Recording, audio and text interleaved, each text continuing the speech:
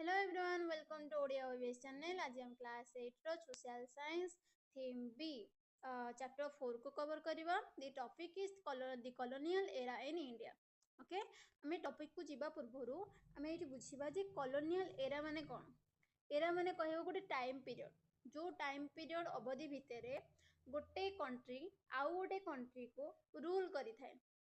Politically, economically, culturally. Okay, आपको हमें कहबा जे कॉलोनियल एरा. तो नॉर्मल कहि परिबो जे गोटे कंट्री आउ गोटे कंट्री को जदी रूल करे, निजे कंट्रोल करि दे, अथॉरिटी देखा दे आ पावर देखे थाए, ताको हमें कहबा colonial. Okay, then near 2 centuries ago, the early Britain in Bengal and sister presidency regard the land and the people as fair game for plunder. Under the latter Britons as administrator, the plunder is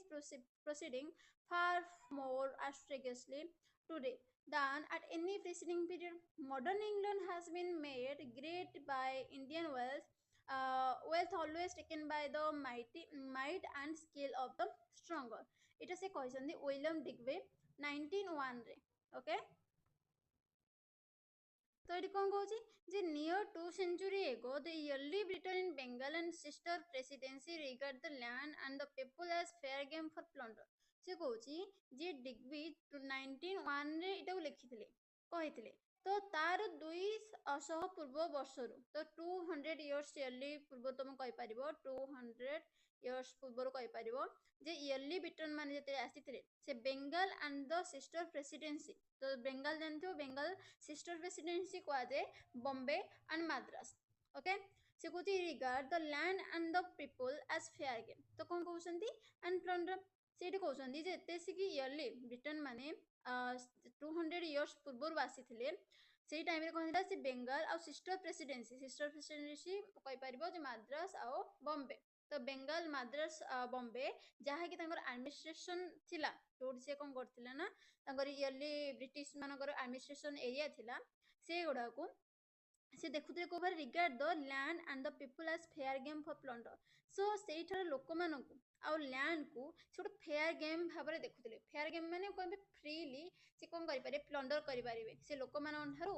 ବା ସେ ଲ୍ୟାଣ୍ଡରୁ resources ହଉ ବା ଲୋକମାନଙ୍କୁ ହଉ, ସେ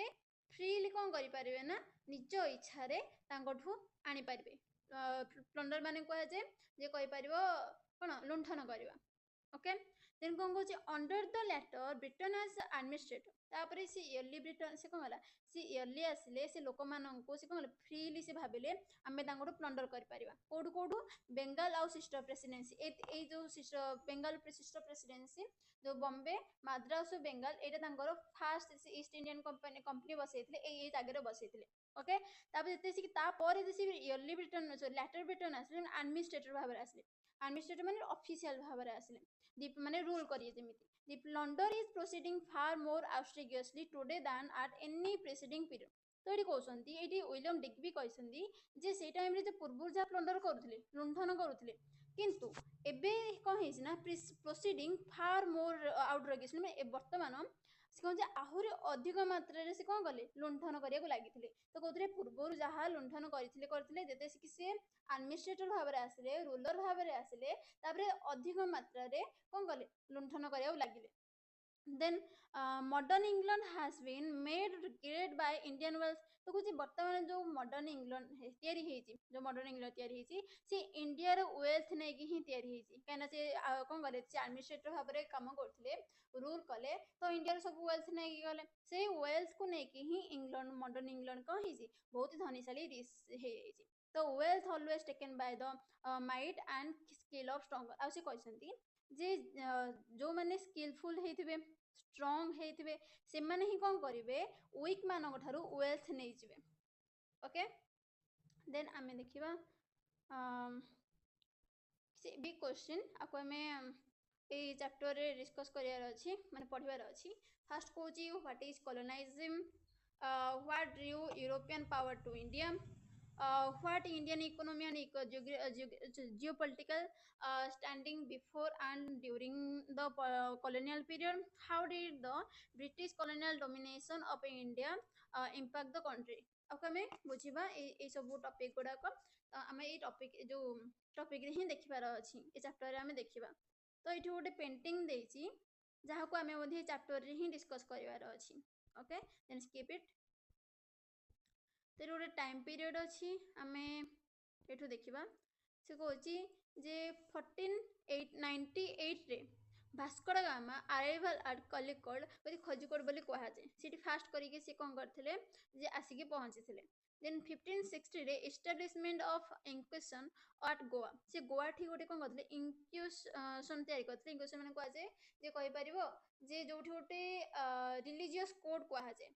okay जहाँ विषय हम आगु डिस्कस करिबा देन 1612 1690 भितरे the English East Indian company establish trading post at Surat Madras Bombay and Calcutta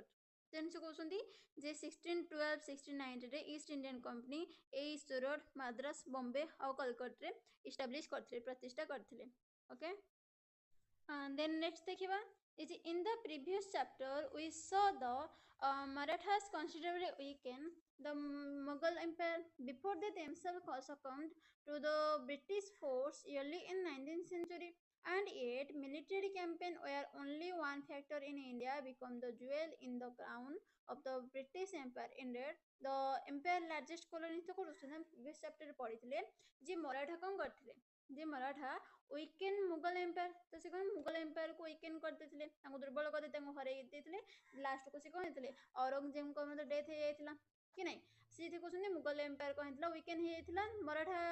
को टाइप रे तो before they themselves succumb to the British force early in the 19th century जते से कि ब्रिटिशर माने आसिले अर्ली 19th सेंचुरी कहि परिबो जे 1801 टू 19 भितर जते से कि इंग्लैंड माने आसिले माने जरी ब्रिटिशर फोर्स आसिला सेते बेले माने देमसेल माने को हाउची मराठा कथा तो मराठा माने कोन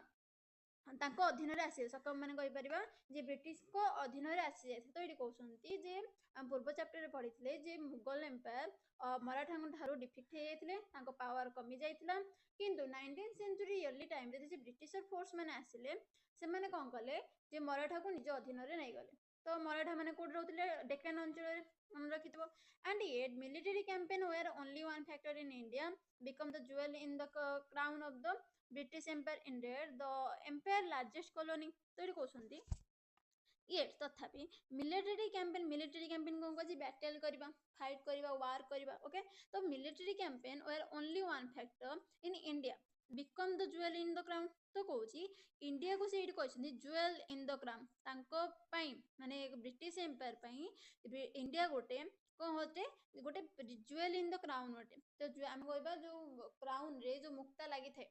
ओके तार जो वैल्यूएबल अटे से परी इंडिया मध्य तांको पई गोटे वैल्यूएबल अटंती ओके काहे ना हम इंडिया रे बहुत सारा रिसोर्सेस अछि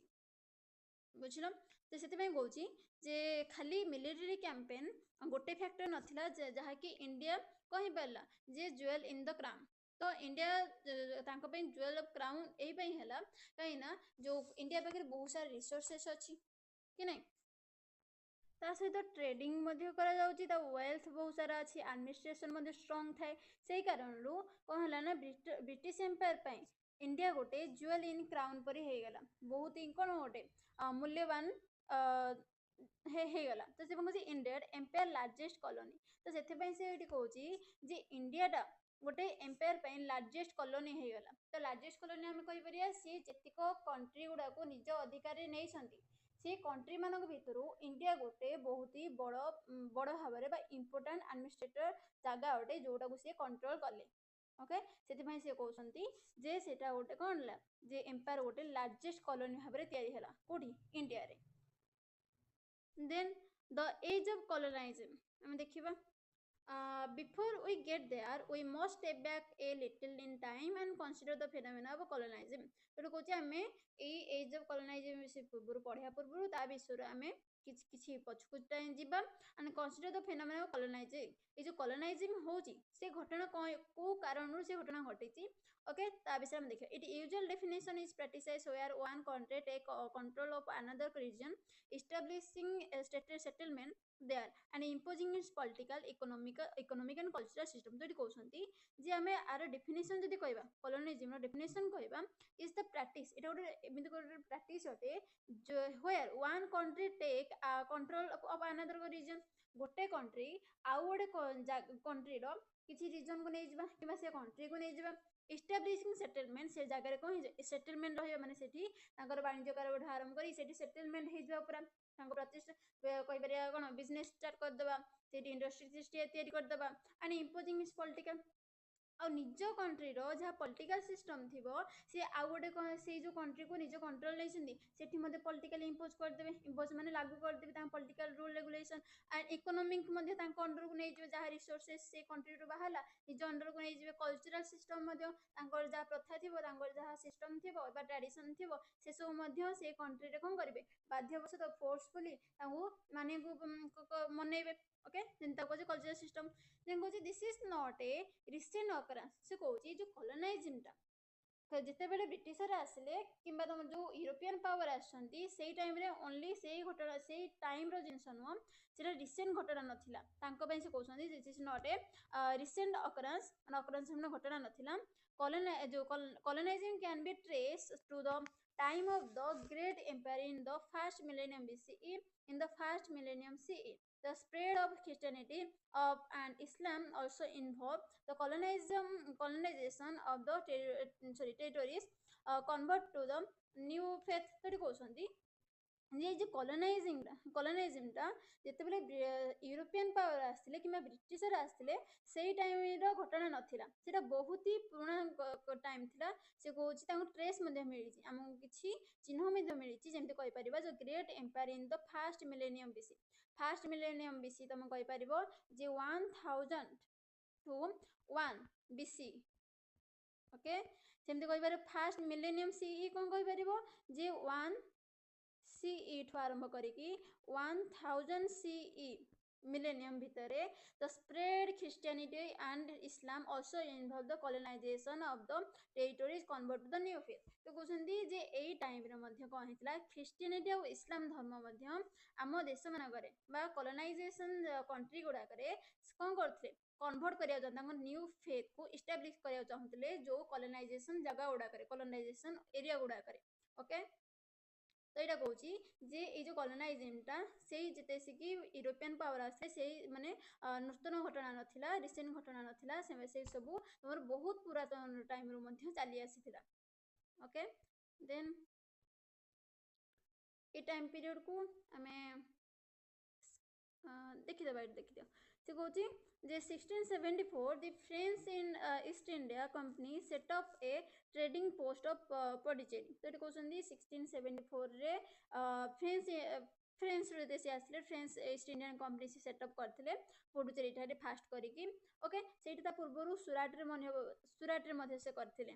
ओके व्हाट ए मिनिट हां तो 1741 रे defeat of the Dutch at the battle of Colachel तो इटी कहिची जे डच को हला हम इंडिया रे जने किंग सी कोन करथिले कोलाचल बैटल रे डच को हराई देथिले तो 1741 रे हितला देन 1746 1763 रे Carnatic war between the British and French तो ब्रिटिश फ्रेंच भितर तम जो युद्ध होइते तो कर्नाटिक वार कहा जे एतरे फ्रेंच हारि जाइथिले देन हम देखिबा 1770 to 1772 first great famine in the Bengal again sorry for disturbance आमे आगु जिबा सेठी कहूची फर्स्ट ग्रेट फेमाइन पड़थला बेंगल रे 1770 टू 1772 देन 1757 रे कहला British in victory in the battle of Plassey then 1880 third anglo maratha war and maratha power এটা তুমি পড়ছিলে পূর্ব চ্যাপ্টারে পড়া হয়েছিল then 1835 রে দিছি maculus minute on indian education then 1829 to 1833 the Khasi of offspring in present day Meghalaya then 1858 रे The British crown and the rule of the East Indian Company, start of the British Raj. Okay, it's starting here. British Raj. In 1848 to 49, fall of the Sikh Empire, the East Indian Company annexed Punjab. तो ये पंजाब को तांको अधिकार को नहीं जाइथिले. Okay, then 1857 the Great Indian Rebellion it start hela. India कौन rebellion start hela. से माने विद्रोह करिया start कले 1857 रो. Okay. Then next, but the age of colonialism usually refer to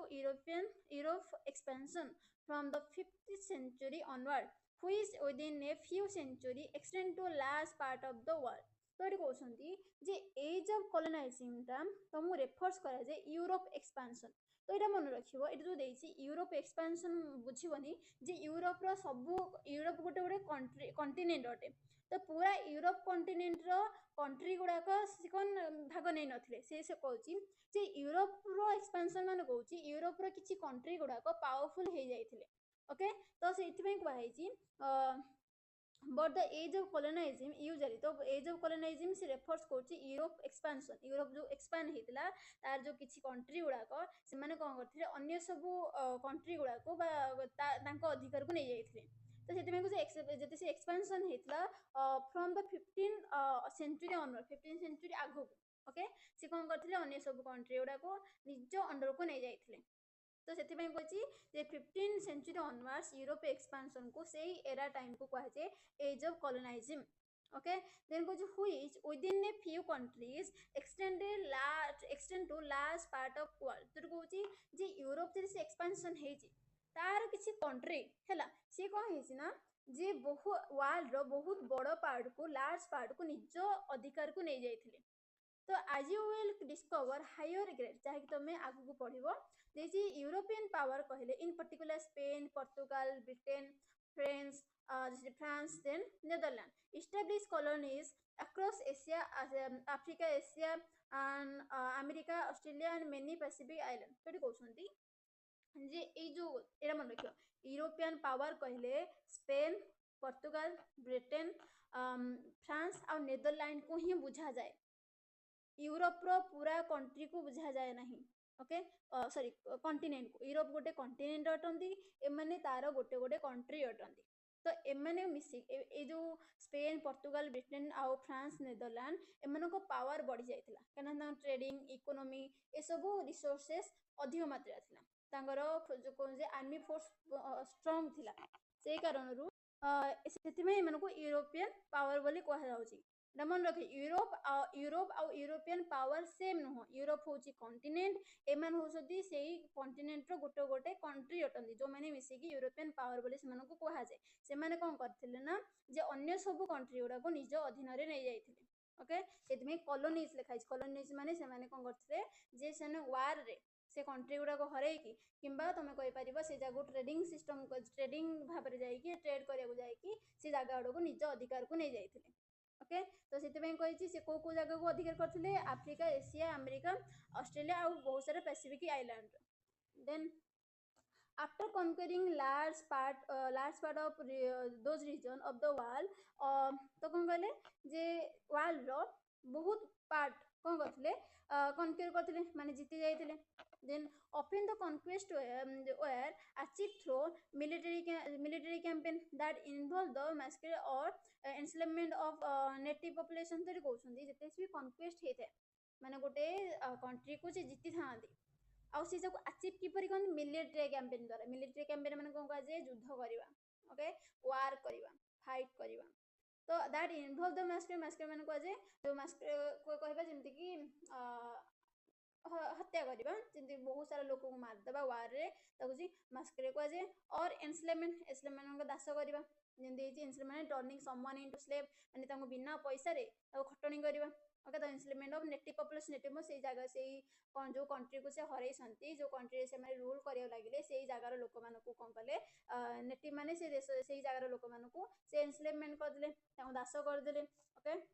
ତାହେଲେ ଆମେ କହିପାରିବା ଯେତେବେଳେ ତମେ ସେମାନେ କନକ୍ୱେଷ୍ଟ କରନ୍ତି, ଯେତେବେଳେ ସେ ଗୋଟେ କଣ୍ଟ୍ରିକୁ ନିଜ ଅଧୀନରେ ନେଇଥାନ୍ତି, ନିହାତି ଭାବେ ସେ ମାସେକ୍ରେ ହେଇଥାନ୍ତି, ମାନେ କିଛି ଲୋକକୁ ସେ ବହୁତ ସାରା ଲୋକକୁ ହତ୍ୟା କରିଦେଇଥାନ୍ତି, ତା ସହିତ କ'ଣ ଏନ୍ସ୍ଲେଭମେଣ୍ଟ କରିଥାନ୍ତି, ସେଇ ଜାଗାର ଲୋକମାନଙ୍କୁ ତାଙ୍କ ଅଣ୍ଡର ନେଇଯାଆନ୍ତି ଆଉ ତାଙ୍କୁ ଦାସ ଭାବରେ ଖଟାଇଥାନ୍ତି। ତ what impelled those nations to undertake such campaign? ତ ଏଠି କହୁଛନ୍ତି ଯେ ସେମାନଙ୍କର ଉଦ୍ଦେଶ୍ୟ କ'ଣ ଥିଲା, ଯେ ସେମାନେ କ୍ୟାମ୍ପେନ୍ କ'ଣ ପାଇଁ କରୁଥିଲେ, ସେଇ ନେସନ୍ ଗୁଡ଼ାକୁ, ଅନ୍ୟ ସବୁ ନେସନ୍ ଗୁଡ଼ାକୁ ସେମାନେ ନିଜ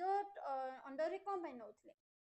ओके तो देखिला political competition between the European power. तो यूरोपियन पावर जो कहला से जो कंट्री गुड़ा भितर से Britain France Portugal Britain then Netherland एमान जो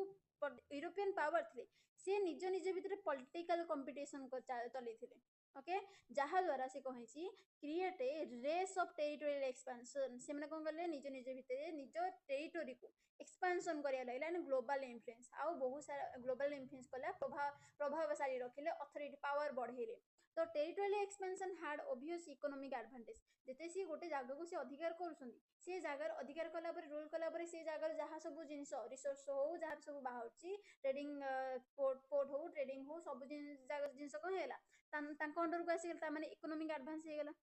ओके इकोनॉमिकली स्ट्रांग हेले रिच हे गेले वेल्दी हे गेले फ्लोरिश हे गेले okay then access to new natural resources ता जो से कहले जे इकोनॉमिक स्ट्रांग एडवांटेज किपरि मिलला जो जगह को से गले से जगह न्यू नेचुरल रिसोर्सेस तांको अंडर को आसी गला न्यू मार्केट आसी गला मार्केट कर दिन ट्रेडिंग मन करा तो पोर्ट थिबो पाखा पाखी कोन समुद्र थिबो नदी थिबो तो से जगह गुडा मध्ये तांको अंडर को आसी गला न्यू ट्रेड रूट तो जो जगह न्यू ट्रेड रूट नदी को नदी जगह तुम ट्रेडिंग होथिबो किमा तमरो कहि परियो जो लैंड रे कोठी ट्रेडिंग जगह होथिबो तो से जगह मध्ये तांको रूट गुडा निज कंट्रोल को आसी गला एंड ऑफेन प्लंडर आउ केबे केबे से कोन करंती लुंठन मध्य करंती हत्या करंती लुंठन करंती आज वेल सी जहे तुमे देखिजो then converting in indigenous population to Christianity was another powerful motivation तो आउ गोटे कौन कहला जे इंडिजिनियस पॉपुलेशन को तो से जगह जो से कंट्री रो जो कंट्री को से निज कंट्रोल नहीं से इंडिजिनियस लोक मान को से क्रिश्चियनिटी रे कन्वर्ट कले किपरि पावरफुल मोटिवेशन पावरफुल क्रिश्चियनिटी को बढ़िया पे ओके एटा गोटे पावरफुल मोटिवेशन अटे माने मुख्य मोटिवेशन तो गोटे कहि परिबो तांगरे टेरिटोरियल एक्सपेंशन सहित ग्लोबल इन्फ्लुएंस देखा चाहूले ता सहित निज धर्म को निज ट्रेडिशन को प्रतिष्ठा करने चाहूले then a lesser one but significant nonetheless was scientific inquiry the set कहउछंती गोटे लेसर वन गोटे माने जतिक तमर एठी कहला गोटे फास्ट कहला टेरिटोरियल एक्सपेंशन तापर से कहउछ converting indigenous people to Christianity तापर एटा गोटे छोट पॉइंट अटे एते भी इंपोर्टेंस नै कोन भी नॉटलेस सिग्निफिकेंट कहउछ माने तथापि तमर गोटे इंपोर्टेंट रहउची वाज साइंटिफिक इंक्वायरी भाबे माने साइंटिफिकली से इंक्वायरी करछन ए जिंसटा मिलिची the desire to explore unknown land so as to accumulate knowledge of the planet geography and natural history तो कहउछंती सेमानकर कोन करथले से अननोन लैंड को एक्सप्लोर करिया चाहउतले माने बुलिया चाहउतले देखिया चाहउतले आ accumulate knowledge को कोन एकाठी करिया चाहउतले नॉलेज गेन करिया चाहउतले of the planet geography and natural history तो कहि परिबा से जगह टेरेन कथा कहि परिबा सेठी से गोटे कंट्री रे कोन सब अछि से सब घुस ता जियोग्राफी और नेचुरल हिस्ट्री तांगर हिस्ट्री कोन अछि से सब विषय से नॉलेज गेन करियो चाहउतले तो एटा गोटे नॉर्मल पॉइंट बोली से इंक्लूड करा जायछि then while colonizer often claim they had the civilizing mission of bringing progress to the colonized people who were often demonized as savage primitive or barbaric the reality was very different so it was loss of independence exploitation of resources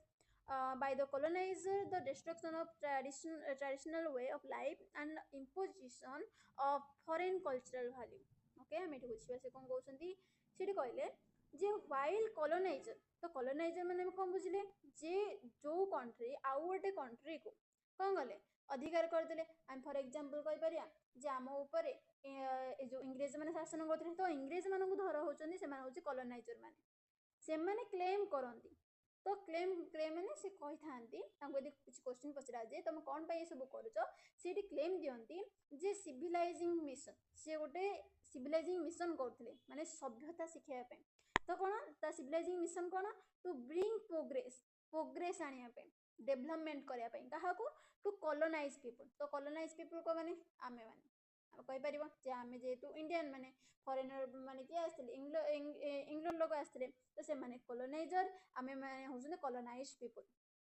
तो सेमाने चाहूले civilisation mission रे जे colonise people मानकू progress करिया पे उन्नत करिया पे ताऊ development करिया पे तो से तापर कोन कहूची who were often demonise as savage primitive and barbaric तो हु कहा पे कहैछि जे आमे मानक पे कहि परिबो फॉर एग्जांपल आमे जे कॉलोनाइज पीपल अट तो कॉलोनाइज पीपल माने कोपरी भाबरे सेवेज प्रिमिटिव आ बार्बरिक भाबरे से डेमोनाइज करछन्ती डेमोनाइज माने कोन to falsely portray an individual or a group of people in a very negative light सेठी कहउछन्ती जे डेमोनाइज माने भूल माने मिछरे से कोन करन्ती पोर्ट्रेट कहन्ती जे हमें कोन करछु ना सिविलाइज मिशन करछु कॉलोनाइज पीपल मानको हमें प्रोग्रेस करिया चाहछु जो माने कि सेवेज माने कह क्रूएल अटन्ती बहुत ही कोन अति क्रूएल कहि परिबो प्रिमिटिव माने बहुत ही माने जो माने कहि परिबे मॉडर्निटी नहंती ओके जो माने कहि परिबो अतीत चिंता करथांती सेमानकर चिंताधारा उन्नत धरण नुहे बार्बरिक कहि परिबो जो माने कहि थांती ना सिविलाइज न थांती तांको सभ्यता जण न थाए सेमानकर रूल रेगुलेशन अनुसार काम करि पारनदिनी तो सेमानन कहा होजी तो कॉलोनाइज पीपल माने एई परि भाबरे लोक थिले तो सेमानन से कोन करते प्रोग्रेस करिया को आसीथिले से माने ए सब क्लेम करथांती किंतु actually cone the reality was very different तो रियलिटीटा पूरा अलग से जो क्लेम करुले जे से प्रोग्रेस आने चाहूले ता मान जे कॉलोनाइज पीपल मान जहाँकि से फर्स्टली प्रोटेक्ट कर ओके किंतु रियलिटी हूँ पूरा डिफरेंट लॉस ऑफ इंडिपेंडेंस गोटे जो कंट्री को से निज अधिकार को नहीं था से कंट्री कौन करे निजर इंडिपेंडेंस हर दिए से स्वाधीनता ही रुहे एक्सप्लोरेशन ऑफ रिसोर्स जो कंट्री को से अध्ययन करता रिसोर्सेस जो थाए से सब को शोषण करता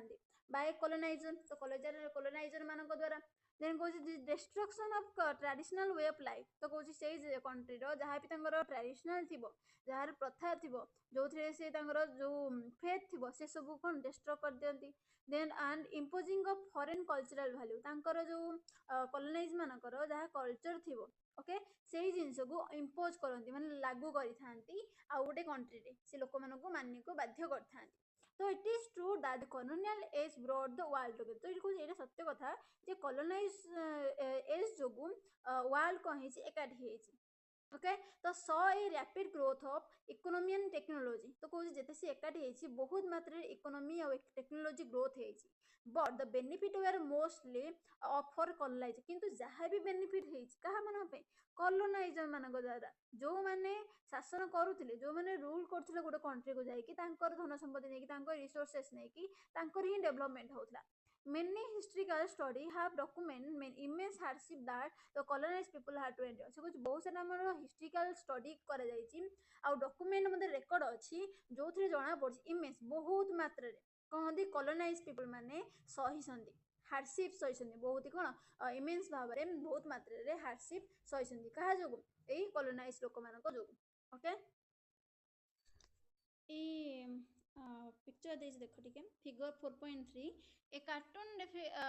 depicting a British business magnate straddling Africa while he holding a telegraph wire Edwin Lely Samborn in Punch magazine London 1892 तो ये गोटे कार्टून अटे ओके जो थे ब्रिटिश बिजनेस मैग्नेट स्ट्रैडल ठिया गोटे टेलीग्राफ वायर को धरिकी ओके ता विषय ये कही देन ये होती कि एडवान लिली सैम्बर्न इन पंच मैगजीन गोटे मैगजीन ना अच्छी पंच मैगजीन लंडन से पिक्चर कराई cartoon then let's explore what do you think the cartoon figure 4.3 in trying to express keep in mind that the telegraph which permit instant communication for the first time was then a recent invention analyze different element of the drawing तो कहउछंती जे एठी हम कोन ए जो cartoon रे कोन express करूछंती okay तो तापर से कहउछंती जे telegraph टा होजे permit करे माने से टाइम रे फर्स्ट टाइम करी कम्युनिकेशन परमिट कराइथिला ओके हम देखिबा जे से कार्टून हमको कोन एक्सप्रेस करूची तो हम कहि परिबो जे ए पिक्चर को देखिकी सेठी को करा होची माने सेठी पिक्चर को तो ये कौच आम पिक्चर को आम एक्सप्लेन करिया से कौच what the man in the picture represent the picture shows a European colonizer standing proudly with one hand raised and other hand putting a rope around the wall तो देखो सी गोटे टेलीग्राफ वायर को कौन धरछंती गोटे हाथ धरछंती माने दीटा हाथ कौन करछंती हैंड को फ्री करके ठिया होइछंती दीटा को मेलेकी ठिया होइछंती तो एटा तुमको सिंबलाइज करूची जे what is mean the first कहूची European thought they were powerful and superior अटंती माने से बहुत ही पावरफुल अटंती आउ सुपेरियर अटंती सेकंड कहला he stretch a rope across the wall the माने कोन जी symbolize how European country spread their control across Asia Africa and other region तो कहूची से रोप टाको से रिप्रेजेंट का कराई से पूरा वॉल से कहूचे से एशिया अफ्रीका और अदर रीजन को निज कंट्रोल जेहेतु करिछि सेथिमे से कोन कहूची ना से पूरा वॉल को निज अंडर रे निज कोन माने रोप रे धरिक रखिछि बोली कहा जाउछि ओके थर्ड पॉइंट कहि परिबा it shows the idea of the civilizing mission colonize claim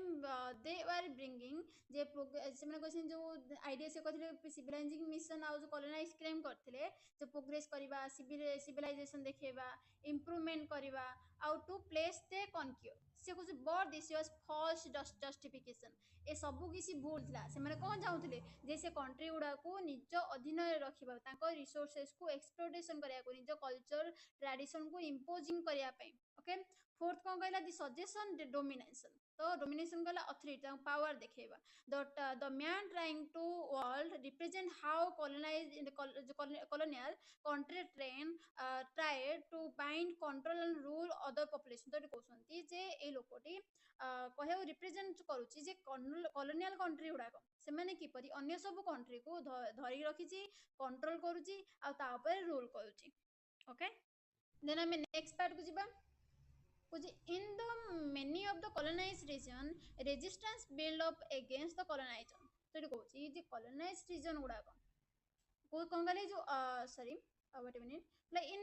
many of the colonized region resistance build up against the colonizer the phenomena of colonialism decline in the mid 20th century especially after the world war II many factors contribute to rapid worldwide decolonization with most colonized country attaining independence here however we will focus on special case of India से कहूची जे जेतेबेले colonise माने से होलो colonise को against resistance कले resistance माने तांको rebellion करथिले विद्रोह करथिले the phenomena of colonise decline माने सेठी विलुप्त हो गला एंड को टाइम रे मिड 20th सेंचुरी तो हम कहे मिड 20th सेंचुरी कहले कहबा बुझबा जे 19 टू 1901 टू 2000 भितरे ओके कॉलोनाइज जो कॉलोनाइजेशन फिनोमेना डिक्लाइन हेतला माने विलुप्त हो गला तो स्पेशली आफ्टर वर्ल्ड वॉर 2 तो वर्ल्ड वॉर 2 पर कॉलोनाइजिंग जो चली थिला सेटा बंद हो गला तो many factor contribute to rapid world wide decolonisation तो एमती बहुत सारे फैक्टर जहा कि तुम आगु पड़िबो हैला जहा द्वारा वर्ल्ड वाइड जतिको डिकोलोनाइज हेतला माने जो यूरोपियन पावर माने से माने जो अन्य सब कंट्री गुडा को निज अधीन रे रखिथिले से माने से सब छाडी के निज निज कंट्री को फेरी आस्थिले तो with most colonise country attain independence से बहुत सारे जो कॉलोनाइज कंट्री गुडा से इंडिपेंडेंस मध्ये पाई गले से भितर हम इंडिया मध्ये तो however we will focus on the special case of India किंतु हमें जेहेतु इंडिया रो तो इंडिया केस रा ही देखिबार अछि okay then let's start European in India हम देखिबा जे जतिको तमर आसीथिले यूरोपियन पावर भितरु आमे स्ता विषय देखि यूरोपियन इन इंडिया जे देसी एटा नॉर्मल मन रखियो जे यूरोप आ यूरोपियन आर डिफरेंट यूरोप हूँ गोटे कॉन्टिनेंट यूरोपियन कहले जो कंट्री जो यूरोपियन कॉन्टिनेंट जो कंट्री गुड़ा पावरफुल हो जाइए ओके से माने निज माने टेरिटोरी को एक्सपांड करिया चाहते तो सेही गुड़ा कह यूरोपियन पावर बोली कह जाउची ओके देन देखिया India trade with the Greek and romance over 2 millennium एगो तो ये कहूँ इंडिया बहुत ओल्ड टाइम बहुत अतीत टाइम रो मध्य रोमान आउ ग्रीक सहित 200 मिलेनिया एगो पूर्वर माने 2000 वर्ष पूर्वर मध्य तांको सहित से trading करुथिले Indians goods spice cotton ivory gems sandal teakwood ostril among other commodities were highly sought after in the Mediterranean world तो कहउछंती इंडिया गुड्स तो इंडिया जो जतिक द्रव्य जो गुड्स माने कौन कुहाଯାଏ द्रव्य ଯେମିତି ସ୍ପାଇसेସ୍ କହିବ ମସଲା ଜାତୀୟ ଜିନିଷ ପେପର କାନେମାନ ଓକେ ଦେନ୍ କଟନ ଜିନିଷ ଇଭରି କଲେ ହାତୀ ଦାନ୍ତ ଜେମ୍ସ ଭାଲ୍ୟୁଏବଲ୍ ତମର କହିପାରିବ କ'ଣ ପଥର ଯୋଉ ଥାଏ ଜେମ୍ସ ରହୁଛି ସ୍ୟାଣ୍ଡେଲଉଡ୍ କହିପାରିବ ଯେ କ'ଣ ହେଇଥାଏ ଯୋଉ ଚନ୍ଦନ କାଠ ଆଉ ଟିକ୍ ଉଡ୍ ତ ଟିକ୍ ଗଛ ଉଡ୍ ଆମ ଯୋଉ ଫର୍ଣ୍ଣିଚର ତିଆରି କରିପାରିବା ଉଡ୍ ଷ୍ଟିଲ୍ ସେଟା ହଉଛି ବହୁତ ଆମ ପୁରୁଣା ଟାଇମରେ ମାନେ ଆନ୍ସିଏଣ୍ଟ ଟାଇମରେ କ'ଣ କରାଯାଏ କି ସେ ବହୁତ ଷ୍ଟ୍ରଙ୍ଗ ସେଇଟା ଷ୍ଟିଲ୍ ଅଟେ ଆଉ ଫ୍ଲେକ୍ସିବୁଲ୍ ମଧ୍ୟ ଅଟେ ସେ ସବୁ ମଧ୍ୟ ଆମ ଇଣ୍ଡିଆରେ ପ୍ରଡ୍ୟୁସ୍ ହେଇଥାଏ ଆମong ଅଦର କମୋଡିଟି ଏମିତି ବହୁତ ସାରା ତମର କମୋଡିଟିଜ ମାନେ ଦ୍ରବ୍ୟ ଆମର କ'ଣ ହେଇଥାଏ were highly sought after the Mediterranean world ତ ମେଡିଟେରିଆନ୍ ୱାର୍ଲ୍ଡରେ ସେମାନେ ବହୁତ ଚାହାନ୍ତି ଆମ ଇଣ୍ଡିଆର କ'ଣ ଗୁଡ୍ସ ଗୁଡାକୁ ମେଡିଟେରିଆନ୍ ୱାର୍ଲ୍ଡ ତମେ କହିପାରିବ ମେଡିଟେରିଆନ୍ ଯୋଉ ସି ଥାଏ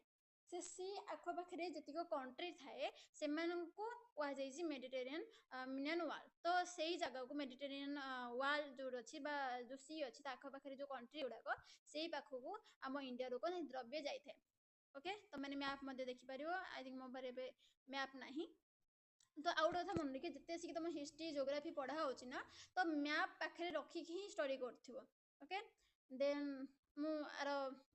ପାର୍ଟ ଦେଖିଦେବି ଥିବ then until the 16th century CE when European power began selling to the Indian subcontinent India was a vibrant economy and a cultural powerhouse the historical estimate by economist Angus Madison in particular suggests that India contribute at least 1/4 of the GDP world GDP during this whole period तो कहते जे until the 16th century CE तो कहला 16th century until 1501 ରୁ 1600 CE ଭିତରେ ଯେତେବେଳେ European power starting କଲା ମାନେ ଆରମ୍ଭ କଲା ସେଲିଂ ଟୁ ଇଣ୍ଡିଆନ୍ ସବକଣ୍ଟିନେଣ୍ଟ ଯେसे कि इंडियन सबकंटिनेंट को आसिला India was a vibrant economy and a cultural powerhouse तो वाइब्रेंट इकोनॉमी माने को जे सक्सेसफुल थिला फ्लोरिश थिला तार बहुत सारा धन माने रिच थिला एंड कल्चरल पावर हाउस माने सेठी बहु विभिन्न प्रकार कोन कहबे कल्चरल थिला हम कहबा जेंति पूर्वरु मुगल माने आस्थिले दिल्ली सल्तनत आस्थिले तो निहाती भाबरे हम जो इंडिया रे कोन थिले मुगल सॉरी कोन मुस्लिम थिले तो हिंदू तो नॉर्मल थिले आउ सिख एसବୁ ମଧ୍ୟ ଥିଲେ ୱେଟ୍ ମିନିଟ୍ ହଁ ସେ ସବୁ କହିପାରିବା ଯେ ଆମ ଇଣ୍ଡିଆରେ ବହୁତ ସାରା କଲଚରାଲ ପାୱାର ହାଉସ୍ ଥିଲା ତ ଏଥିପାଇଁ କହୁଛି ଯେ 16th ସେଞ୍ଚୁରୀ ପୂର୍ବରୁ ଯେତେ ଆସିକି ତମ ୟୁରୋପିଆନ୍ ପାୱାର ଆସିନଥିଲେ ତା ପୂର୍ବରୁ ଇଣ୍ଡିଆ କ'ଣ କରୁଥିଲା ଗ୍ରୀକ୍ ଆଉ ରୋମାନ ସହିତ ସ୍ପାଇସେସ୍ ଜିନିଷ ବା ଏସବୁ ଜିନିଷ କ'ଣ କରୁଥିଲା ମେଡିଟେରିଆନ୍ ଯୋଉ ମେଡିଟେରେନିଆନ୍ ୱାର୍ଲ୍ଡ ସହିତ ସେ କ'ଣ ବାଣିଜ୍ୟ କାରବାର କରୁଥିଲା କିନ୍ତୁ ଯେତେବେଳେ ୟୁରୋପିଆନ୍ ପାୱାର ଆସିଲା ଏସବୁ ତମର ବନ୍ଦ ବାନ୍ଦ ହେଇଯାଇଛି ओके कहीं ना सेमाने कोन करछन जेहेतु इंडिया को तांको कंट्रोल नै गले एई सब ट्रेडिंग मध्ये तांको अंडर को से नै जाइछन्ते तो historical estimate by economist Angus Maddison in particular से कुछ हिस्ट्रिकल एस्टिमेट से जने नाम আছে एंगस मेडिसन जे कहछन्ती suggest that India contribute at least 1/4 of world GDP during the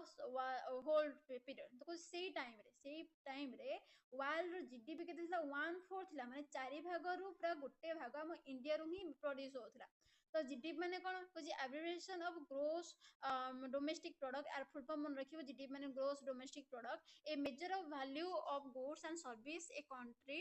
और the world in this case produce in one year तो गोटे ईयर रे तम गोटे कंट्री जेते सब गुड्स और सर्विस तम देई थाए बा प्रोड्यूस हे ताको यदि मेजर करबा ताको कहा जाए जीडीपी तो ये कही जे आम कंट्री 4 भाग गोटे भाग पूरा कौन दे थाए जे जीडीपी वर्ल्ड को दे थाए आम जो प्रोड्यूस तुम कहीपर 100% तुमको दे थाए कि 25% कौन है 25% आम इंडिया रू ही कौन होता से टाइम प्रोड्यूस होता ओके से कहीपर जार जीडीपी अधिक होता है से कंट्रीटा अधिक धनशाली फ्लोरिश कहीपर ओके then तापर कौन कहूँ it is remarkable that from the 16th century onward many European travel to India describe her as a flourish and noted her manufacturing capabilities diverse agriculture output and extensive internal as well as external trading network so it is remarkable that J from 16th century onward 16th century पर बहुत सारे European traveller माने आसीथिले ଆଉ ସେମାନେ describe କରନ୍ତି ଇଣ୍ଡିଆକୁ କିପରି ଫ୍ଲୋରିସିଂ ବହୁତ ହି ଉନ୍ନତ ଧରଣ ବହୁତ ହି ବିକଶିତ ଭାବରେ ସେ ଏକ୍ସପ୍ଲେନ୍ କରିଛନ୍ତି and noted her manufacturing capability diverse agriculture outputting କ'ଣ କହୁଛନ୍ତି ଯେ ନୋଟେଡ୍ ଯେହେତୁ ଆମେ ଆମ ଇଣ୍ଡିଆକୁ ଆମେ ଭାରତ ମାତା ବୋଲି କହିଥାଉ ସେଥିପାଇଁ କ'ଣ କୁହାଯାଏ ଯେ ନୋଟେଡ୍ ହର୍ ବୋଲି କୁହାଯାଇଛି ଯେ ମ୍ୟାନୁଫ୍ୟାକ୍ଚରିଂ କ୍ୟାପାବିଲିଟି ଆମ ଇଣ୍ଡିଆରେ କ'ଣ ହେଉଥିଲା ମ୍ୟାନୁଫ୍ୟାକ୍ଚରିଂ କ୍ୟାପାବିଲିଟି ମାନେ ଇଣ୍ଡଷ୍ଟ୍ରି ସବୁ ଥିଲା ଯେଉଁଥିରେ ଟେକ୍ସଟାଇଲ ଏକା ଆମେ ସବୁ ପ୍ରଡ୍ୟୁସ୍ କରାଯାଇ ପାରୁଥିଲା ଆଣ୍ଡ ଡାଇଭର୍ସ ଏଗ୍ରିକଲଚର ଆଉଟପୁଟ୍ ଆଉ ଆମ ଇଣ୍ଡିଆରେ ଡାଇଭର୍ସ ଏଗ୍ରିକଲଚର ବିଭିନ୍ନ ପ୍ରକାର କ୍ରପ୍ ଆମର ପ୍ରଡ୍ୟୁସ୍ ହେଉଥିଲା and extensive internal and as well as external trading network ତା ସହିତ କହୁଛି ଆମ ଇଣ୍ଡିଆ ଭିତରେ ମଧ୍ୟ ଟ୍ରେଡିଂ ହେଉଥିଲା ବାହାର ଦେଶକୁ ମଧ୍ୟ କ'ଣ ଟ୍ରେଡିଂ ମଧ୍ୟ ଚାଲିଥିଲା however this economic prosperity also made India an attractive target for European colonial ambition ତ ଏଠି କହୁଛନ୍ତି however ତମେ ଏଇ economic prosperity ଯୋଉ ଆମ ଯୋଉ ଇଣ୍ଡିଆ ଏତେ ଫ୍ଲୋରିଶ ଥିଲା ଯୋଉ ବିକଶିତ ସେଇ କାରଣରୁ ଇଣ୍ଡିଆ କ'ଣ ହେଲା ଗୋଟେ ଆଟ୍ରାକ୍ଟିଭ ଟାର୍ଗେଟ ହେଇଗଲା କୋଉମାନଙ୍କ ପାଇଁ ୟୁରୋପିଆନ ପାୱାର ମାନେ ୟୁରୋପିଆନ କଲୋନିଆଲ ଆମ୍ବିସନ ପାଇଁ ଆମ୍ବିସନ ତାଙ୍କ ଇଚ୍ଛା ହେଲା ତାଙ୍କ କହିଲେ ଯେହେତୁ ଆମେ କ'ଣ କରୁଛେ ସେମାନେ ତାଙ୍କ ଟେରିଟୋରିକି ଏକ୍ସପାନସନ କରୁଛନ୍ତି ତ ଇକୋନୋମିକ ନିହାତି ଦରକାର ସେ ଦେଖିଲେ ଯେ ଇଣ୍ଡିଆ ବହୁତ ଷ୍ଟ୍ରଙ୍ଗ ସେ ଫ୍ଲୋରିଷ୍ଟ ସେ ତା ସହିତ ବହୁତ ଇକୋନୋମିକାଲି ଷ୍ଟ୍ରଙ୍ଗ ଅଟେ ତାକୁ ଆମେ ତାକୁ ନିଜ ଅଣ୍ଡରକୁ ନେଇଯିବେ ସେମାନେ ସିଏ ମଧ୍ୟ ପାୱାରଫୁଲ ହେଇଯିବେ ତ ସେଥିପାଇଁ ଆଙ୍କର ଇକୋନୋମିକ ପ୍ରସ୍ପରିଟି ଯୋଗୁଁ ଇଣ୍ଡିଆର ଇକୋନୋମିକ ପ୍ରସ୍ପରିଟି ଯୋଗୁଁ ୟୁରୋପିଆନ କ'ଣ କଲେ ୟୁରୋପିଆନ ଯେତିକ ପାୱାର ଆସିଥିଲେ ଇଣ୍ଡିଆକୁ ହିଁ ଟାର୍ଗେଟ କରିଥିଲେ ତ let us survey European first colonial power in India okay that is for today ଆମେ ସେକେଣ୍ଡ ପାର୍ଟରେ ଏଠି ତାପରେ ଦେଖିବା ଓକେ ଥ୍ୟାଙ୍କ ୟୁ ଏଭ୍ରିୱାନ୍